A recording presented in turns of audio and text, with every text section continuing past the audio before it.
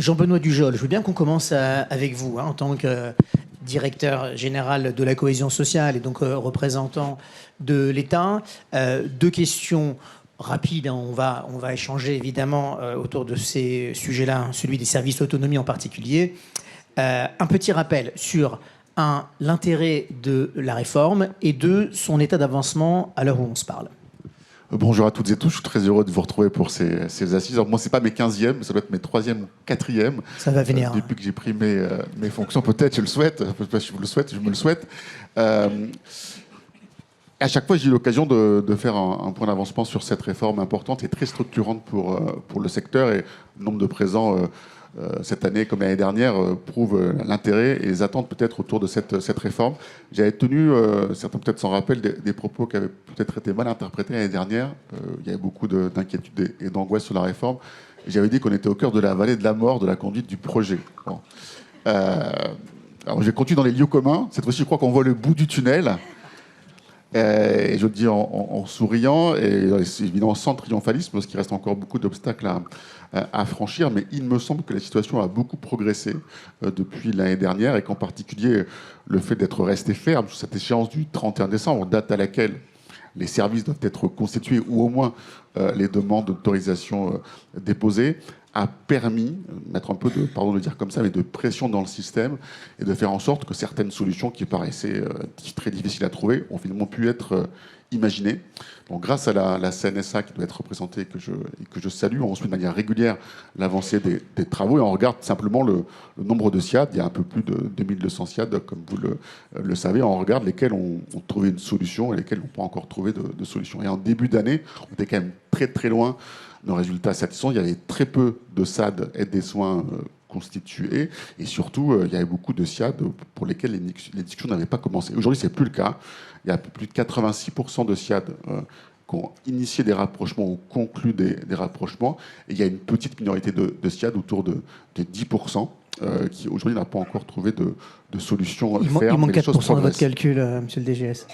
Il manque 4, vous avez dit 86 et 10, j'essaye de suivre. Oui, les autres, ils se sont constitués complètement en service autonomie à domicile. C'est beaucoup d'anciens SPACAD. Il y a à peu près 80. D'accord, donc ça c'est réglé pour eux. Pour eux, c'est réglé. C'était assez simple parce que c'était des SPACAD. Évidemment, pour eux, ils avaient déjà préfiguré la réforme. Donc, on reste mobilisé. Et surtout, un point qui me paraît important de souligner, c'est que la réforme ne s'arrête pas au 31 décembre. Il y aura beaucoup de solutions de compromis, peut-être pas complètement boutiquées encore au 31 décembre. Donc, dans les mois qui vont suivre, en 2026, il faudra rester mobilisé avec la CNSA, avec l'ANAP, avec les acteurs du secteur pour aller au bout de cette logique qui, j'y reviens pas parce que les gens le savent, a pour but de renforcer le service auprès des personnes en coordonnant les activités d'aide et de soins.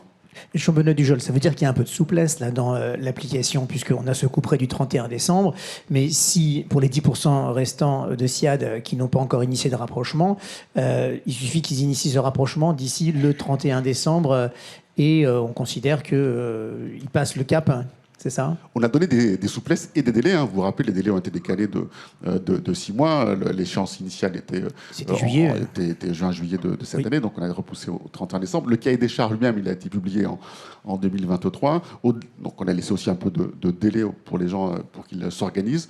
On avait prévu aussi de faire en sorte que les solutions de rapprochement aient une certaine gradation. Bien sûr, il y a l'intégration complète dans un service unique qui reste l'objectif et le modèle idéal, mais il est possible de manière transitoire en particulier de recourir à la convention, vous le savez, et surtout, d'ici le 31 décembre, ce qu'on demande aux SIAD qui n'auraient pas encore trouvé de partenaire, c'est de déposer une demande d'autorisation aide et soins, et même en cas de refus, ils pourront bénéficier de l'autorisation de continuer à exercer dans le cadre de l'autorisation de soins pendant 2 ans. Donc c'est un ensemble de souplesse qui évite un couperet absurde qui aboutirait à détruire de l'offre de soins au domicile, ce qui évidemment personne, et moins nous que les autres, ne souhaite, de sorte qu'on a voulu essayer de concilier un objectif un peu ferme. Il va vraiment se passer quelque chose au 31 décembre, donc il faut continuer de s'y préparer.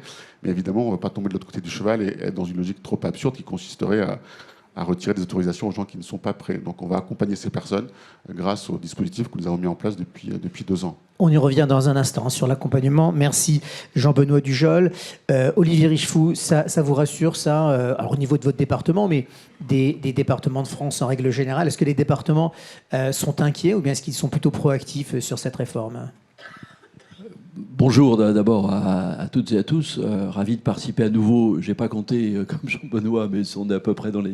Ah, vous êtes un petit peu plus. Peut-être un peu plus. Bon, et on est toujours ravis de vous avoir. Je vous en prie. Un peu plus important. Mais je crois que cette réforme, comme Jean-Benoît Dujol vient de le dire, si on donne autant de souplesse, si on a donné autant de délais, c'est qu'elle est sans doute pas bien née, quoi. Elle est sans doute pas bien née. Elle poursuit un objectif louable, mais on tente de faire rentrer dans un calendrier un rapprochement qui n'est pas facile à mettre en œuvre. Juste si je peux me permettre là-dessus, le SPASA dans sa première version, il existe depuis 2004. Donc depuis plus de 20 ans maintenant, on se dit que la bonne solution, c'est l'articulation aide et soins et de les rapprocher en une seule structure. Donc première version d'Espasa, deuxième avec la loi ASV. Là, on essaye depuis 2 ans. Est-ce qu'on va y arriver vraiment à cette intégration ? C'est pour ça que l'objectif est louable, mais on doit y arriver. Et moi qui, il y a quelques mois, était encore hésitant sur le fait de savoir s'il fallait insister auprès des parlementaires pour obtenir un nouveau délai, j'ai été convaincu qu'il ne fallait pas en donner un nouveau. Et qu'effectivement, on ne pouvait pas reculer cette réforme éternellement et qu'il fallait qu'à un moment donné, le couperet arrive. Mais ce couperet, intelligemment, je pense que le gouvernement et la direction générale a bien compris qu'il ne fallait pas exclure. On est dans une période où on va avoir besoin de tout le monde. Et tout le monde, c'est même pas suffisant, si j'ose dire. Le besoin est immense. Et donc se séparer de compétences uniquement pour des questions réglementaires, si j'ose dire, ça serait stupide. Et donc ces adaptations sont indispensables. Elles sont indispensables, mais néanmoins, il ne faut pas mollir. Et il faut y aller. Il faut y aller parce que c'est utile pour nos concitoyens. Et c'est ça qui doit guider notre action première. Alors, dans les départements, chaque département s'est saisi, bien sûr, de ce dossier. Et moi, la première remarque que je voulais faire, ce qui m'est remonté dans le groupe de travail que j'anime au sein de Départements de France, c'est que ça se passe bien avec l'ARS. D'abord, il faut le dire, parce que c'est pas toujours le cas. Vous voulez dire partout ? Oui, à peu près partout, je pense. Je pense qu'il n'y a pas beaucoup de difficultés avec l'ARS dans l'appréciation en commun du dossier. Alors, ça n'exclut pas qu'il puisse y avoir dans certains départements et puis dans des départements des cas particuliers. Mais globalement, ces 2 structures qui vont avoir à donner collectivement leur accord bossent ensemble et bossent plutôt intelligemment ensemble, me semble-t-il. En revanche, la difficulté, elle est que c'est quelquefois un peu l'occasion de bouger les lignes pour certains. Et bouger les lignes veut dire, pardon du terme, peut-être tenter de prendre des parts de marché. Tenter de conquérir des territoires nouveaux. Alors je parle un peu marketing, je parle un peu de termes qu'on n'emploie pas beaucoup dans le monde médico-social, mais néanmoins, c'est une vérité.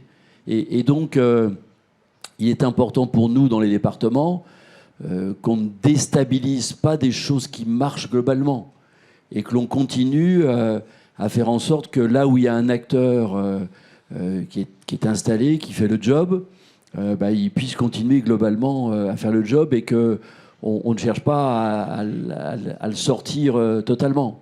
Voilà. Donc c'est cet équilibre-là qui n'est pas facile et les souplesses que vous avez évoquées, Jean-Benoît, sont indispensables pour permettre de passer ces conventions dans un premier temps et puis ensuite de laisser un peu le temps venir, de voir si les fiançailles qu'on a imaginées se passent bien avant de se passer la bague au doigt. Très bien, merci Olivier Richefou. Je vais passer la parole à Élodie Young, qui est donc, on peut le dire, une nouvelle directrice générale de l'UNA. Ça ne fait que 6 mois, donc soyez la bienvenue ici à nos assises. comment ça se passe dans votre réseau, qui est un grand réseau d'aide à domicile historique, mais qui a aussi des SIAD. Les mariages, ils se font d'abord entre vous, ou bien c'est vraiment très différencié selon les territoires? Alors d'abord, bonjour à tous. Merci de m'accueillir ici pour ma première fois. Donc, je suis heureuse de représenter le réseau UNA. Alors dans le réseau UNA, ça se passe relativement bien. Hein. On a une réforme qui se passe bien parce que accompagner les personnes de manière coordonnée, c'est pas tout nouveau. Voilà, c'est dans le sens de l'histoire que va cette réforme. Alors en effet, on tâche de rester dans notre réseau, mais on s'ouvre à d'autres parce que, en effet, sur certains territoires, c'est nécessaire. Mais quand on dit que c'est le sens de l'histoire, c'est pas toujours le sens de l'histoire pour tout le monde. Hein. Il y en a pour qui ça va à contresens parce que sur un territoire, ça fonctionnait très bien, on travaillait très bien ensemble comme ça, en se tapant une tape dans le dos. Donc il n'y avait pas besoin d'une convention ou que sais-je, voilà. En tout cas, et puis pour ceux pour qui ça va moins bien, on les accompagne. Hein. On a vraiment, nous les fédérations, on a mis en place des accompagnements vraiment soutenus au plus près des départements. Avec les départements, on était là, hein, et quand il y avait une chaise vide entre le département et l'ARS, on tâchait de s'y mettre pour se dire comment on va travailler ensemble, parce qu'il est nécessaire pour cette réforme qu'on puisse travailler ensemble. Et d'autant que, comme je le disais, je regardais le titre de la table ronde ce matin, c'était J-42. Alors j'ai fait un petit peu d'arithmétique et puis je me suis rendu compte, c'est J plus 1460 depuis qu'il y a la loi qui nous vient nous dire qu'on doit se rapprocher. Et puis il y a plus J plus 850 depuis le cahier des charges. Donc c'est quand même des gros chiffres vis-à-vis du petit 42 là, qui vient nous interpeller. Donc on arrive vraiment au bout du processus. On arrive et vraiment au bout. Vos structures, par rapport à ce que disait Jean-Benoît Dujol, où il y a 10% qui n'ont pas encore des SIAD, trouvé de solution. Chez vous, tout le monde a trouvé une solution? Oui, on est à peu près, on va être dans des proportions un tout petit peu moindres, notamment, je pense, parce que les structures sont fédérées et ont été accompagnées et ont un réseau aussi de services d'aide autour qui est là, qui est à même de... on a travaillé ensemble cette réforme. Voilà, donc on est, pour nous en tout cas, c'est vraiment une belle opportunité et on continue à le dire et à le redire. Et ce n'est que le début, mais on aura l'occasion de parler de ce début qui Oui, tout à fait. commence. Merci Élodie Young. Jérôme Perrin, en écoutant l'UNA, en l'occurrence, on a l'impression que tout va bien, tout roule. Est-ce que c'est le cas aussi à l'ADMR? Il n'y a plus d'interrogations sur cette réforme ou il en reste encore un petit peu? Non, évidemment, il en reste. Bonjour à toutes et à tous. Il en reste, mais c'est vrai que je rejoins Élodie, il y a une vraie dynamique qui est enclenchée. Par exemple, pour l'ADMR, on a à peu près 300 SIAD dans le réseau et 2000 SAD. Aujourd'hui, on peut estimer qu'on aura environ 100 territoires d'aide et soins. Ça, c'est le côté ADMR. Après, on a un travail qui est aussi engagé depuis plusieurs mois avec des SIAD, principalement publics, hospitaliers ou fonction territoriale, et environ 230 conventions qui sont en cours de signature avec le réseau. Ce qui est intéressant, c'est de voir un petit peu aussi, parce que on parlait de l'esprit de la loi, l'aide et le soin, c'est de voir comment tout ça va s'organiser. Et on regarde dans une grande majorité, en tout cas au niveau du réseau ADMR, la fonction coordination sera assurée par l'ARS et par l'IDEC. On sera sur une fonction binôme. Donc ça veut dire, on est vraiment sur quelque chose qui rapproche encore une fois... Le binôme responsable de secteur, IDEC, oui, ça vous avez secteur, organisé ça. C'est les fédérations et les autres acteurs, parce qu'encore une fois, j'intègre dedans les autres SIAD avec lesquels on va travailler, qui ont eu cette réflexion de se dire la fonction coordination, c'est la responsable de secteur et c'est l'IDEC qui vont la faire ensemble. Et puis après, sur l'état d'avancement, alors on est sur des choses qui sont quasi bouclées. Il y a encore une grande majorité qui n'ont soit pas déposé la demande d'autorisation, parce qu'évidemment, on attend le 30 décembre, c'est toujours un peu... parce qu'il y a beaucoup de choses quand même à construire. Hein. Vous avez un projet de service à écrire ensemble, enfin voilà. Vous les avez accompagnés, vos structures, oui, là-dessus? Oui, bien sûr, on les a beaucoup accompagnés. On a fait des modèles, on a aussi travaillé directement sur les territoires, comme les Élodie, avec les ARS, avec les conseils départementaux. Donc voilà, on a une grande majorité, soit qui n'ont pas encore déposé, soit qui attendent une réponse de l'ARS ou du conseil départemental. D'accord. Merci Jérôme Perrin. Je vais me tourner vers Loïc Gobet, qui est le président de la FESP, la Fédération des entreprises de services aux particuliers. Donc généraliste, on va dire, sur le service à la personne, avec aussi une partie autonomie. Est-ce que pour vos structures, c'est plus difficile parce que moins la culture soins, ou bien est-ce que ça avance bien également de votre côté? Merci, c'est aussi mes premières assises. Tout à fait, soyez le bienvenu. Merci beaucoup. Écoutez, nous, on a quand même une vision très positive de cette réforme, dans l'esprit en tout cas, puisque l'esprit de la réforme va dans le bon sens, selon nous. Faire de la coordination entre les soins et l'accompagnement. Mais comme mes deux confrères plutôt des réseaux associatifs, on voit bien que les SIAD, principalement associatifs, se sont rapprochés de structures d'accompagnement associatives. Ce qui fait que nous, ayant la volonté de mettre en place cette réforme, on est freiné aujourd'hui parce que on n'a pas de capacité de proposer ces rapprochements. Et si on avait l'envie de demander une autorisation soins, par exemple, aujourd'hui, elles sont systématiquement refusées aujourd'hui par les ARS. Donc en fait, on est très volontaire pour cette réforme. Vous avez essayé? On a essayé. Pour l'instant, c'est un échec un petit peu partout sur le territoire. Donc en fait, c'est très frustrant pour nous parce qu'on est volontaire, on a accompagné cette réforme depuis le début et on est un petit peu freiné aujourd'hui dans l'accompagnement. Alors, nous, on n'a pas cette date butoir du 31 décembre puisqu'on va pouvoir continuer à proposer nos activités, mais c'est quand même très frustrant parce qu'on veut aller plus loin et on ne nous en donne pas aujourd'hui la possibilité. Alors, vous n'avez pas cette date butoir, il faut quand même être capable de proposer via une autre structure, au moins en donnant un certain nombre d'informations, du soin. Donc c'est le travail que vous avez conduit avec vos SAD aujourd'hui? C'est ça. Alors il est très compliqué aujourd'hui de faire ces conventionnements avec des SIAD publics ou associatifs. Donc on se tourne principalement vers le réseau des infirmiers libéraux pour faire de l'orientation et de l'accompagnement. Mais on n'a pas cette date butoir du 31 décembre, mais on a quand même cette date butoir du renouvellement de nos autorisations auprès des conseils départementaux, qui aurait possibilité de ne pas renouveler une autorisation d'un acteur qui ne fait que de l'accompagnement au profit d'un acteur mixte. C'est ça qui pose aujourd'hui certaines inquiétudes pour les entreprises. Merci Loïc Bobet. Je repasse la parole à Jean-Benoît Dujol. Comment on peut répondre à cette inquiétude et puis peut-être plus généralement, quels accompagnements sont mis en place par la DGCS aujourd'hui?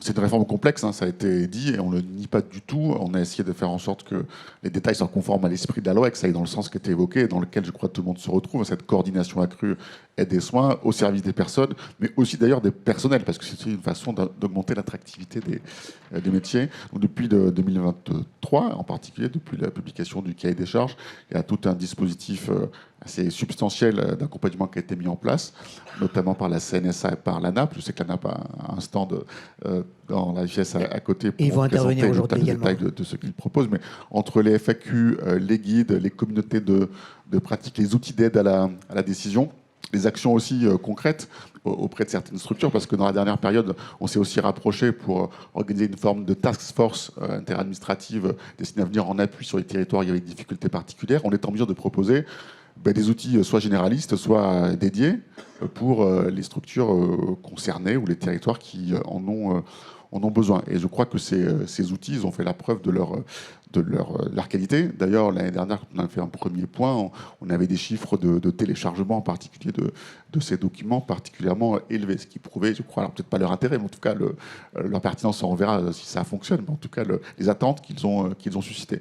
Donc on a mis en place ce dispositif-là. Il y a aussi des crédits qui ont été délégués aux ARS et qui ont été aussi donnés à certains CD pour accompagner notamment ces rapprochements qui impliquent une certaine ingénierie sur le plan juridique, sur le plan financier, sur le plan économique. Évidemment, je ne le nie pas. Donc j'ai l'impression que le boulot a été fait et que la conjonction de ces outils mis à disposition de tous, de cette offre de service, plus une certaine fermeté, c'est vrai, sur la date, parce que la question s'est posée, et vous avez raison, il faut la rappeler, on a fermé cette porte-là. Je crois que ça a fini par mettre suffisamment je le disais tout à l'heure, de pression dans le système pour que les choses se décantent. Mais, et je le redis, je l'ai dit tout à l'heure, mais je le redis, et les interventions qu'on a eues l'illustrent, je crois, à l'envi. tout ne s'arrête surtout pas 31 décembre et personne ne prétend que la réforme sera toute bouclée au 31 décembre. Il y a beaucoup de solutions transitoires qui ont été trouvées via le système de la Convention. Il y aura aussi un certain nombre de demandes d'autorisation qui auront été déposées, en réalité sans espoir d'obtenir une réponse positive, simplement pour gagner encore 2 ans. Et ce n'est pas un problème. Ça fait partie des lignes de fuite, en quelque sorte, des souplesses qu'on avait voulu dans la réglementation pour accompagner les structures. Et il faudra continuer à travailler au-delà du 31 décembre pour aboutir à un paysage peut-être complètement formé sur le sujet. Merci Jean-Benoît Dujol.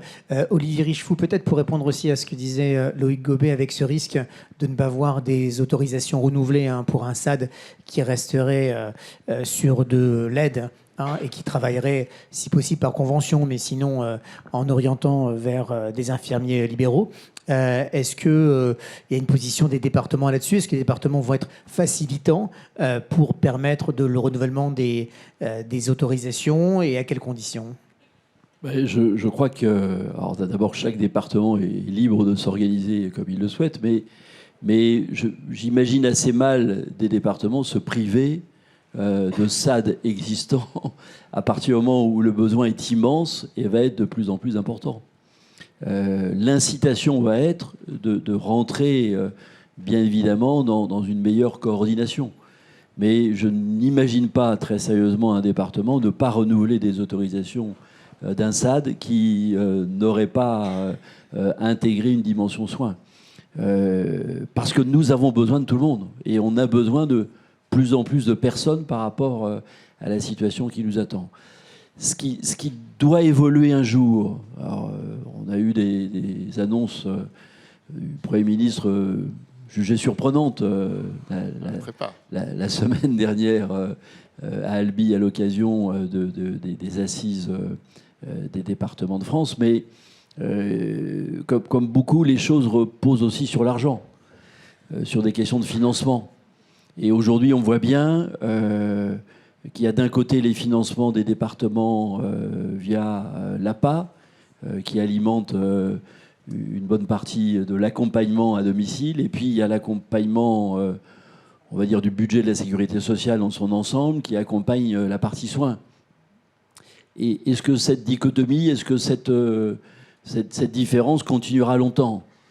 Au moment où on expérimente, me semble-t-il avec succès, c'est encore un peu trop tôt pour le dire, la fusion des sections soins-dépendance dans les EHPAD, n'est-il pas temps d'expérimenter la fusion soins-dépendance dans le service à domicile et d'avoir un seul mode de financement entre le soin et la dépendance? Moi, je pense, je ne sais pas si Madame la Ministre en parlera tout à l'heure, mais pour lui en avoir parlé, je pense que c'est des mesures qu'il faut tenter de mettre en œuvre assez vite, parce que ça simplifiera grandement les choses. Et peut-être même qu'on arrivera, en tout cas c'est le souhait des départements, je ne vous le cache pas, je vous l'ai déjà dit, c'est d'arriver peut-être aussi à une seule autorisation, et une seule autorité d'autorisation, qui, vous l'avez compris, serait plutôt, pour tout ce qui est le domicile, le département.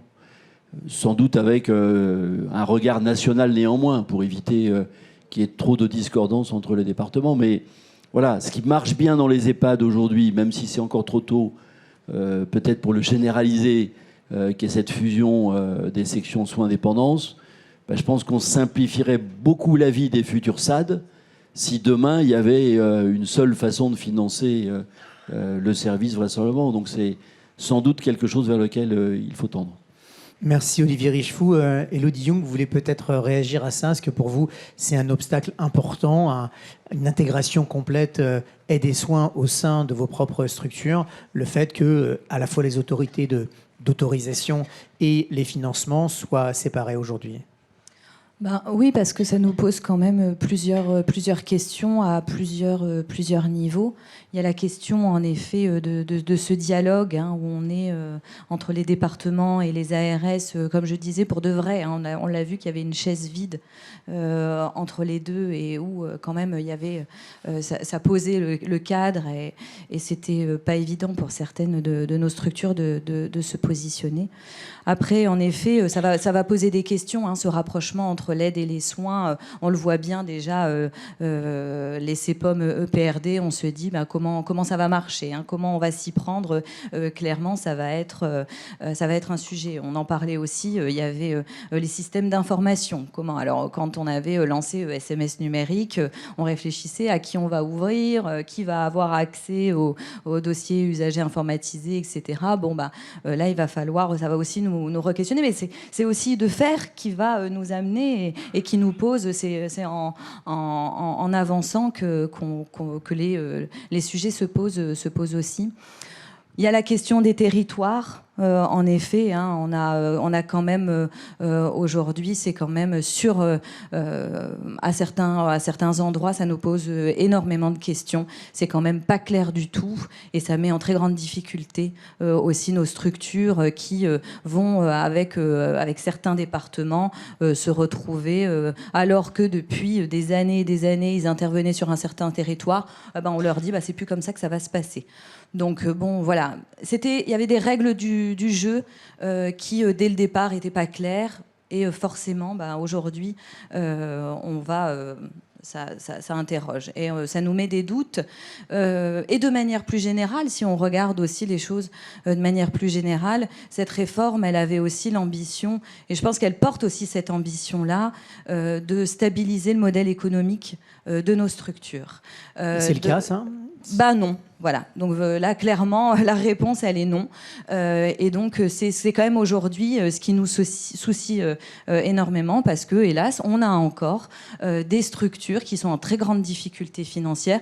Il y a eu, en effet, des fonds d'urgence, mais qui ne sont pas suffisants. On ne les retrouve pas chaque année. Donc voilà, ça, c'est quelque chose qui nous interpelle. On a quand même aussi la question de l'attractivité des métiers. Aujourd'hui, on a l'aide et le soin c'est quand même une opportunité incroyable. On porte avec nos camarades l'union avec l'USB de la branche de l'aide à domicile, mais hélas, on est dans une position bloquée.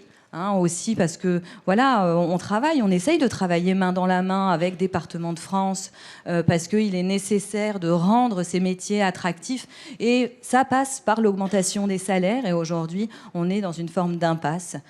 Donc voilà, il faut qu'on continue. Quand on dit que c'est que le début, c'est vraiment que le début. Merci Élodie Yung. Jérôme Perrin, par rapport à cette réforme qui se déploie actuellement, vous êtes un réseau dans lequel il y a l'ex-SAD et ex-SIAD. Est-ce qu'on va vraiment vers ce modèle dont vous parliez tout à l'heure d'intégration, ou bien est-ce qu'on va avoir vous avez plutôt davantage de SAD que d'ex-SIAD, vers quelque chose d'un peu minimaliste, avec simplement de l'orientation vers une structure de soins. Parce que c'est un peu le risque que l'on voit pointer dans cette réforme. Comme il y a une souplesse sur l'application, on se demande si l'intégration complète, elle est imminente, ou bien on va avoir encore une longue période simplement d'orientation et d'offres avec une coordination minimale. Je pense qu'il y a plusieurs étapes, en fait. Déjà, il y a cette première étape des 2 prochaines années. On rentre dans le dur de la dernière ligne droite des J-42. Mais après, c'est vraiment toute la partie très opérationnelle. Et ça va prendre 2 ans. Je pense que dans 2 ans, on fait une pause, on regarde où est-ce qu'on en est. Ceux qui ont demandé une autorisation aide arriveront au bout du délai. Ceux qui ont conventionné auront déjà 2 ans de travaux en commun. Donc ça permettra de se dire où est-ce qu'on en est dans cette réforme. Par contre, attention, et Élodie le soulignait, 2 ans, c'est 2026-2027. 2027, évidemment, on aura peut-être une instabilité qui fait qu'il y a une grande élection quand même en 2027, donc ça joue un peu. Ensuite, on va avoir les CEPOM EPRD, on va avoir des évaluations HAS, on va avoir le SMS numérique. Donc attention à ne pas créer un embouteillage qui pourrait casser cette dynamique.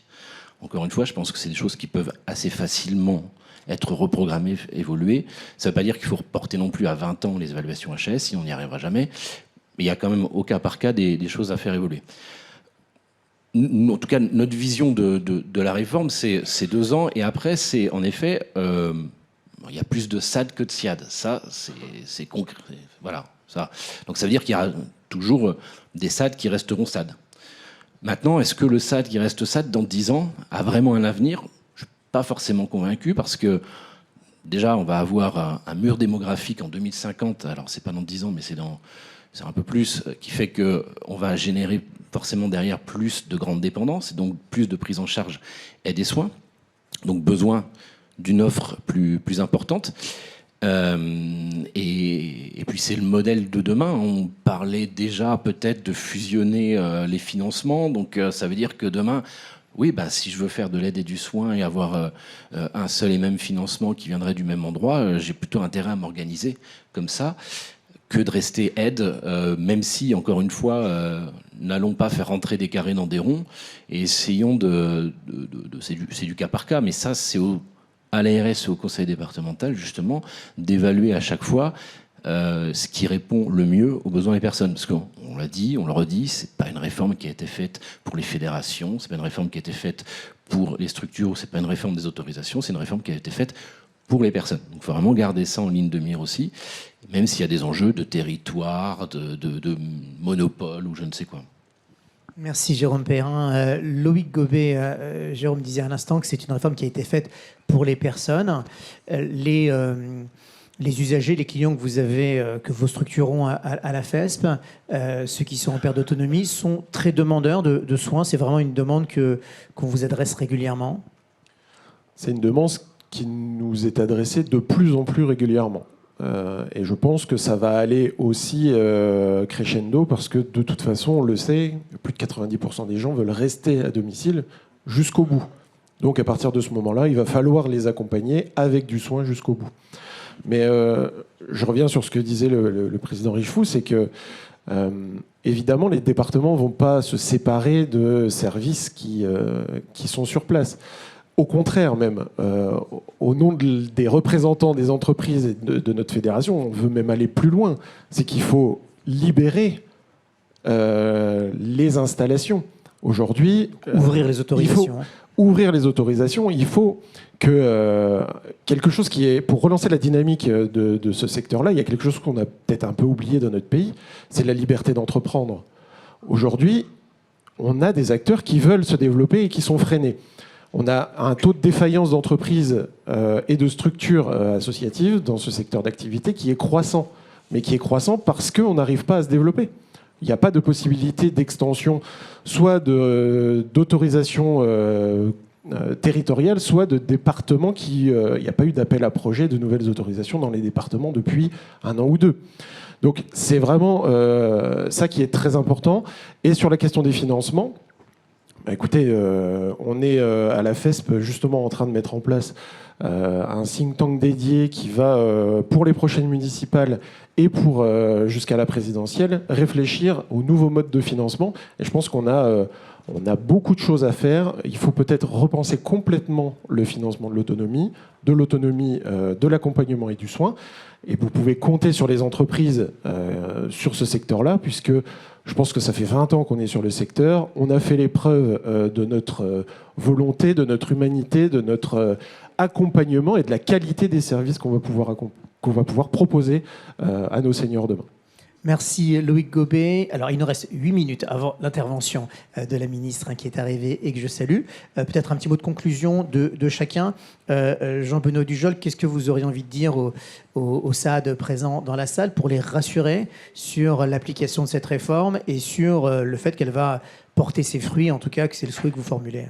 Dire que cette réforme, elle s'inscrit dans un processus assez long depuis 2022 d'investissement dans le secteur du domicile de la part de la puissance publique, l'État, les ARS, mais évidemment au premier chef les départements. Beaucoup de réformes sont intervenues depuis 2022. Et quelque part, la réforme qui nous occupe aujourd'hui, c'est un élément d'une stratégie globale en faveur du domicile. Vous savez que la stratégie globale, c'est celle du virage domiciliaire. De plus en plus, les personnes, et c'est normal, elles veulent vieillir chez elles. Elles sont de plus en plus nombreuses à le faire. Donc on essaie de s'organiser depuis 2022 avec dans la perspective 2030, 2040, 2050 pour offrir à ces personnes la possibilité de le faire. On a fait ensemble le tarif plancher, la réforme de la tarification des SIAD, la création de 25 000 places est encore en cours de SIAD, plus récemment le fonds mobilité pour accompagner la mobilité des personnes. On pourrait multiplier les exemples. Une réforme des concours, alors peut-être inachevée, mais qui a déjà commencé à porter ses fruits. Donc on est engagé dans cette réforme de la transformation du domicile pour faire face aux plus 700 000 personnes, plus 300 000 personnes, selon le niveau de perte d'autonomie auquel on se réfère, qui devront être accompagnées d'ici les 20 ou 30 prochaines années. Et dans ce cadre, cette réforme, elle est cruciale parce qu'elle permet de renforcer la qualité du service offert aux personnes en coordonnant l'aide et le soin. Et la meilleure façon de se rassurer sur l'échéance du 31 décembre, c'est de se redire qu'on a beaucoup progressé depuis un an. Ce n'est pas du tout la même tonalité l'année dernière aux assises. Aujourd'hui, on a plus de 90%, donc 90% des SIAD qui ont trouvé une solution. On est tous mobilisés, les fédérations, les départements, les ARS, l'État de manière générale, pour accompagner les structures jusqu'au 31 et après le 31 décembre. Donc voilà, on touche au but. Merci Jean-Benoît Dujol. Olivier Richefou, est-ce que les départements sont bien mobilisés aujourd'hui, malgré les difficultés financières qu'ils ont, qu'on ne peut pas nier? On en reparlera notamment cet après-midi. Est-ce qu'ils sont bien mobilisés aujourd'hui pour le virage domiciliaire, et notamment à travers cette réforme des services autonomie? Oui, avec trois précisions. Au-delà de l'expérimentation que j'évoquais tout à l'heure de la fusion soins-dépendance dans le domicile, option miroir, moi je voudrais d'abord rassurer la FESP. Si nous n'avons pas réouvert dans les départements d'appel à projets, c'est parce que ceux qui voulaient répondre, c'était les SIAD. Et ils voulaient répondre juste pour éviter la fusion, juste pour éviter le rapprochement. C'est la raison pour laquelle nous les avons pas ouverts. Dans mon département, nous allons réouvrir. Mais ça ne justifie pas de les fermer pour les SAD. Si, parce que... C'est le même appel à projet, c'est ça? Oui, mais l'appel à projet, on ne pouvait pas exclure des demandes de SIAD. Donc c'est la raison pour laquelle nous ne les avons pas ouverts. Mais à partir de 2026, le sujet revient sur la table. Et donc, beaucoup de départements réorganiseront des appels à projets à partir de 2026. Deuxième élément, sur l'aspect financier. Moi, j'ai fait faire, par un cabinet d'expertise comptable, une étude plus précise en Mayenne sur les deux réseaux importants représentés ici des services d'aide à domicile. Quand je regarde le tarif plancher, l'aide complémentaire, la dotation qualité, l'avenant 43, on est pas loin de 32 € du prix de l'heure. À 32 €, on est au-dessus d'un prix de revient, en tout cas dans mon département rural de la Mayenne, au-dessus du prix de revient, à la fois du réseau UNA et du réseau ADMR. Donc je crois que financièrement, si les départements se saisissent de tous les dispositifs et les mettent en œuvre... Oui, parce que ce n'est pas une généralité. On sait qu'il y a des départements plus ça progresse que d'autres, on va dire. Ça progresse beaucoup. Ceux qui ne respectaient pas le tarif plancher se sont fait tirer l'oreille et je crois que c'est rentré dans l'ordre. La dotation qualité, je n'ai pas les chiffres récents, mais on était à plus de 80% de mobilisation du fonds. Donc ça progresse. Et l'avenant 43, je pense que tout le monde, à peu près le finance, parce que c'est en plus remboursé par la CNSA. Donc ce serait dommage de ne pas le mobiliser. Donc sur l'aspect financier, je suis plutôt sur ce point-là assez confiant. Mais il peut y avoir des exceptions. N'hésitez pas à nous solliciter, on passe des coups de fil, mais nous n'avons pas de pouvoir hiérarchique à Département de France sur un collègue président de département pour l'obliger à rentrer dans les rangs. Donc voilà, soyons confiants sur cette réforme, elle va dans le bon sens et je pense qu'il faut qu'on soit tous en ligne sur le sujet et on l'est, en tout cas avec les agences régionales de santé dans la plupart des cas.